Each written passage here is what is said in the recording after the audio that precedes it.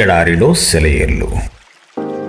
March 8వ తేదీ కొరకు వ్రాయబడిన ఈ భాగాన్ని మీకు చదివి వినిపిస్తున్నది సహోదరుడు పాల్ సుందరం. నీ పేరు ఎన్నటికి ఘనపరచబడినట్లు నీవు సెలవిచ్చిన మాట నిశ్చయముగా స్థిరపరచబడునుగాక. మొదటి దినవృత్తాంతముల గ్రంథము 17వ అధ్యాయము 24వ వచనం. యథార్థమైన ప్రార్థనకి ఆయువు పట్టైన వాక్యమిది. చాలాసార్లు మనకి వాగ్దత్వం కాని వాటి కోసం ప్రార్థిస్తూ ఉంటాము. అందుకని ఇది దైవ సంకల్పం అవునో కాదో తెలుసుకోవడానికి కొంతకాలం పట్టుదలగా ప్రార్థించవలసిన అవసరం కలుగుతూ ఉంటుంది. అయితే కొన్ని సమయాల్లో మాత్రం మనం అడుగుతున్నది దేవుని చిత్తానికి అనువైనదే అన్న దృఢ నిశ్చయం కలుగుతుంది. దావీదు జీవితంలో ఈ ప్రార్థన ఇలాంటిదే. బైబిల్లో ఉన్న ఒక వాగ్దానాన్ని తీసుకొని దాని కొరకు వాదించడానికి ప్రేరణ కలుగుతున్నది. దానిలో మనకి సంబంధించినదేదో ఉందనిపిస్తుంది. అలాంటి సమయాల్లో స్థిరమైన విశ్వాసంతో దేవా నువ్వన్నట్టుగా చెయ్యి అని ప్రార్థిస్తాము. దైవవాక్కులోని ఒక వాగ్దానం మీద చెయ్యి వేసి అది కావాలి అని అడగడం అన్నిటికంటే క్షేమకరమైనది, అందమైనది. ఇందులో మనం చెమటోడ్చవలసినదేమీ లేదు, పెనుగులాడవలసిన పని లేదు. చెక్కును బ్యాంకులో ఇచ్చి డబ్బు తీసుకుంటున్నట్టు ఆ వాగ్దానాన్ని దేవుని ముందు పెట్టి దాని నెరవేర్పును పొందడమే. అనుమానం లేదు. ప్రార్థన ఖచ్చితమైనదైతే చాలా ఆసక్తిదాయకంగా తయారవుతుంది. ఎడాపెడ నోటికి వచ్చినన్నిటినీ అడిగేసి దీన్ని పొందలేకపోవడం కంటే కొద్దిపాటి దీవెనను ప్రత్యేకించి అడిగి పొందగలగడం మేలు కదా. బైబిల్లో ఉన్న ప్రతి వాగ్దానము దేవుని చేతి వ్రాతే. నువ్వన్నట్టుగానే చెయ్యి అనే మాటను జోడించి ఆ వాగ్దానం కోసం మనం అడగవచ్చు.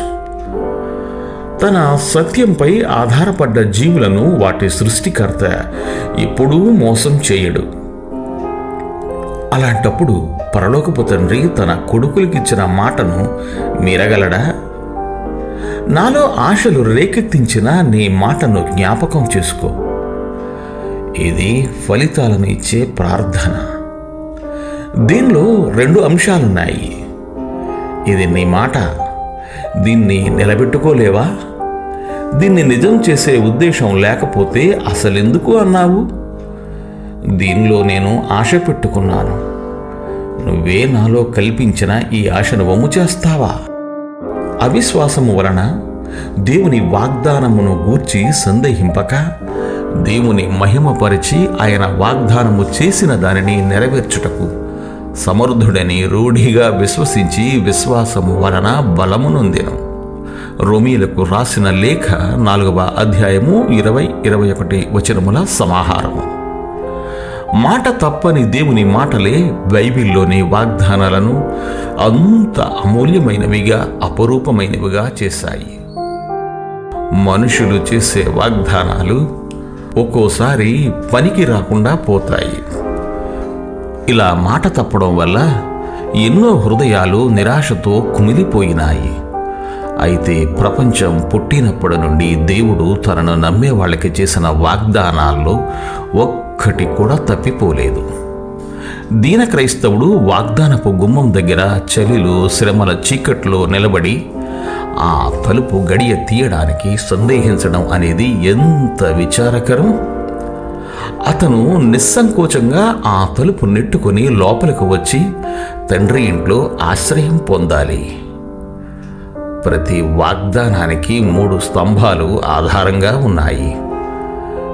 దేవుని న్యాయం, ఆయన పరిశుద్ధత ఆయన మాట తప్పనీయకుండా చేస్తాయి. ఆయన కృప, వాత్సల్యం ఆ వాగ్దానాలను ఆయన మర్చిపోకుండా చేస్తాయి. ఆయన నిజాయితీ ఆ వాగ్దానాన్ని మార్చేయకుండా ఆచరణలో పెట్టేలా చేస్తుంది. దేవుడు మిమ్ము దీవించుగాక. Amen, amen.